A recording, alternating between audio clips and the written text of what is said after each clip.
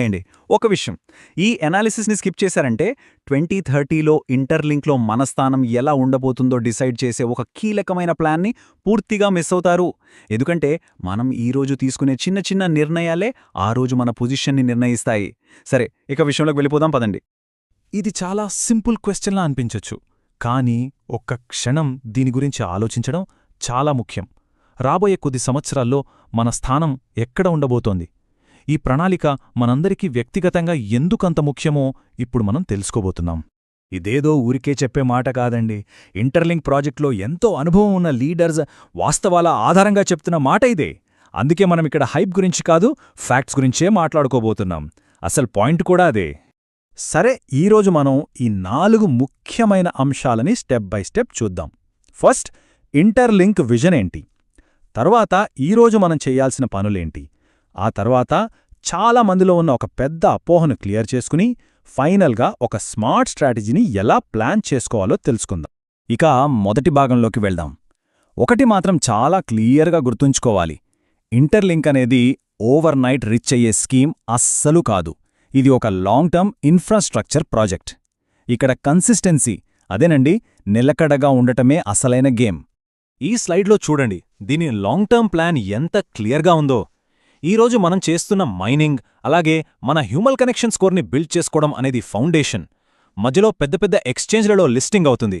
ఇక ఫైనల్గా 2030 నాటికి ఇంటర్లింక్ వీసా కార్డ్ లాంటి రియల్ వరల్డ్ యూసేజ్ వరకు ఒక పక్కా రోడ్ మ్యాప్ ఉంది. మరి ఈ 2030లో రియల్ వరల్డ్ యూజ్ అంటే ఏంటి? సింపుల్గా చెప్పాలంటే మన టోకెన్లు కేవలం యాప్లో నంబర్స్లా ఉండిపోవు. వాటిని ఈజీగా అమ్ముకోవచ్చు, కొనుక్కోవచ్చు, నిజ జీవితంలో పేమెంట్స్ చేయొచ్చు. మన డైలీ ఖర్చుల కోసం ఇంటర్లింక్డ్ వీసా కార్డ్ కూడా వాడొచ్చు. అంతేకాదు, డావ్ గవర్నెన్స్లో పాల్గొంటూ ప్రాజెక్ట్ ఫ్యూచర్ని డిసైడ్ చేసే పవర్ కూడా మన చేతిలో ఉంటుంది. ఇంతకీ ఎంతవరకు సంపాదించొచ్చు? రాబోయే ఓ 5 ఏళ్లపాటు కన్సిస్టెంట్గా మైనింగ్ చేస్తే ఒక సాధారణ యూజర్ కూడా సుమారుగా 50,000 నుండి 2 లక్షల ఐటీఎల్జీ వరకు సంపాదించే ఛాన్సుంది. చూసారా, ఈ లాంగ్ టర్మ్ జర్నీ ఎంత విలువైనదో ఈ నంబర్స్ చూస్తేనే అర్థమవుతోంది. సరే, అది ఫ్యూచర్. మరిప్పుడు మనమేం చేయాలి? మన భవిష్యత్ స్థానాన్ని పదిలం చేసుకోవడానికి ప్రస్తుతం మనం తీసుకోవాల్సిన కీలకమైన చర్యల మీద ఫోకస్ చేద్దాం. చాలామంది ఫేస్ చేస్తున్న ఒక కామన్ కానీ చాలా చాలా ముఖ్యమైన ప్రాబ్లం ఇది. ఫేస్ వెరిఫికేషన్ పూర్తి కాకపోతే మనం కష్టపడి సంపాదించిన ఐటీఎల్జీ అంతా లాక్ అయిపోయి కనిపిస్తుంది. ఇది మన ఫ్యూచర్ యాసెట్స్కే ప్రమాదం. ఈ స్లైడ్లో ఉన్నది చాలా ముఖ్యం. ఫేస్ వెరిఫికేషన్ని సక్సెస్ఫుల్గా పూర్తి చేయడానికి ఇది ఒక సింపుల్ చెక్లిస్ట్. వైఫై కాకుండా మొబైల్ డేటా వాడండి. మంచి లైటింగ్లో మీ ముఖం మాత్రమే క్లియర్గా కనిపించేలా చూసుకోండి. తలని స్పష్టంగా తిప్పండి. అప్పటికీ ప్రాబ్లం ఉంటే ఫోన్ని ఒక్కసారి రీస్టార్ట్ చేసి ట్రై చేయండి.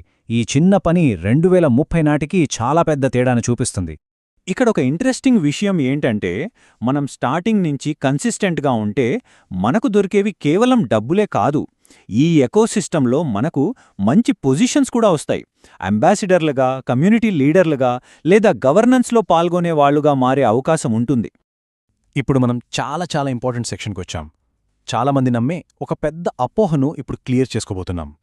టోకెన్ కన్వర్షన్ అసలెలా పనిచేస్తుందో స్పష్టంగా తెలుసుకుందాం. చాలామంది ఏమనుకుంటారంటే, లిస్టింగ్ అయిన వెంటనే వాళ్ల దగ్గరున్న ఐటీఎల్జీ అంతా ఒకేసారి ఐటీఎల్గా మారిపోతుందని. కానీ అది నిజం కాదు. అసలు వాస్తవం ఏంటంటే, ఈ కన్వర్షన్ అనేది ఏపీఓసీహెచ్ అనే ఒక సిస్టమ్ ద్వారా దశలవారీగా జరుగుతుంది. అసలు ఈ ఏపీఓ అంటే ఏంటి? సింపుల్గా చెప్పాలంటే ఇది ఒక సేఫ్టీ సిస్టమ్. మార్కెట్ ఒక్కసారిగా క్రాష్ అవ్వకుండా కాపాడటానికి, అలాగే ఎక్కువ టోకెన్లు ఉన్న వేల్స్ వచ్చి ధరలను పడగొట్టకుండా అందరికీ సమాన అవకాశాలు ఇవ్వడానికే దీన్ని డిజైన్ చేశారు. ఈ టేబుల్ చూడండి, మీకే క్లియర్గా అర్థమవుతుంది. ఒక చిన్న మైనర్ దగ్గర 5 లక్షల ఐటీఎల్జీ ఉన్నా, ఒక పెద్ద మైనర్ దగ్గర 50 లక్షలు ఉన్నా, ఇద్దరూ ఒక ఏపీఓసీ పీరియడ్లో గరిష్టంగా 1,00,000 ఐటీఎల్ మాత్రమే మార్చుకోగలరు. అంటే ఎంత పెద్ద హోల్డరైనా సరే సిస్టమ్ని మ్యానిపులేట్ చేయడం కుదరదు. క్లుప్తంగా చెప్పాలంటే ఈ ఏపీఓసీహెచ్ సిస్టమ్ చాలా స్మార్ట్. ఇది మార్కెట్ క్రాష్లను ఆపుతుంది, అందరికీ న్యాయంగా పంపిణీ జరిగేలా చూస్తుంది, డిఏఓ పవర్ని బ్యాలెన్స్ చేస్తుంది, అన్నింటికంటే ముఖ్యంగా ప్రాజెక్ట్పై లాంగ్ టర్మ్ నమ్మకాన్ని పెంచుతుంది. ఓకే, ఇక మనం చివరి విభాగానికి వచ్చేశాం. ఇప్పటివరకు తెలుసుకున్న ఈ సమాచారంతో లాంగ్ టర్మ్లో గెలవడానికి ఒక మంచి స్ట్రాటజీని ఎలా రూపొందించుకోవాలో ఇప్పుడు చూద్దాం. లిస్టింగ్ అయ్యాక ఒక స్మార్ట్ యూజర్ స్ట్రాటజీ ఎలా ఉండాలి? ఉన్నవన్నీ ఒకేసారి అమ్మేకూడదు. కొంత లిక్విడిటీ కోసం మార్చుకోవాలి, కొంత ఫ్యూచర్ వాల్యూ కోసం హోల్డ్ చేయాలి, మరికొంత స్టాకింగ్, గవర్నెన్స్లో వాడాలి. షార్ట్ టర్మ్ లాభం కోసం తొందరపడి ఎగ్జిట్ అవ్వడం అస్సలు మంచి స్ట్రాటజీ కాదు. ఒక్కసారి వాస్తవాన్ని గమనిద్దాం. ఇప్పుడు కాకుండా ఓ 2027-28లో లేటుగా జాయిన్ అయిన వాళ్ల పరిస్థితి ఏంటి? వాళ్ల హెచ్సిఎస్ స్కోర్ చాలా వీక్గా ఉంటుంది, చేతిలో చాలా తక్కువ ఐటీఎల్జీ ఉంటుంది, ఇక డిఏఓ పవర్ అయితే దాదాపు 0. అందుకే ఇప్పుడు ఎర్లీగా ఉండటమే మనకున్న అతిపెద్ద అడ్వాంటేజ్. మనం ముగింపుకు వస్తున్నాం. గుర్తుంచుకోండి, ఇంటర్లింక్ అనేది కేవలం ఒక టోకెన్ కాదు. ఇది ఐడెంటిటీ, పేమెంట్స్, ఇంకా గవర్నెన్స్ కోసం కడుతున్న ఒక నిజ ప్రపంచ మౌలిక సదుపాయం.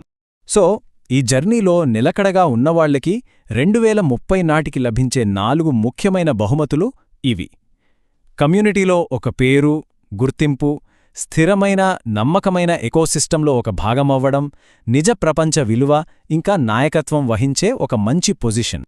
చివరిగా మీకోసం ఒక ప్రశ్న. ఈ విశ్లేషణ అంతా విన్న తర్వాత ఈ ఐటీఎల్జీని కేవలం ఒక షార్ట్ టర్మ్ గెయిన్గా చూస్తున్నారా, లేక ఒక లాంగ్ టర్మ్ భవిష్యత్తుగా చూస్తున్నారా? మీ అభిప్రాయాన్ని కామెంట్స్లో తప్పకుండా పంచుకోండి. Thank you.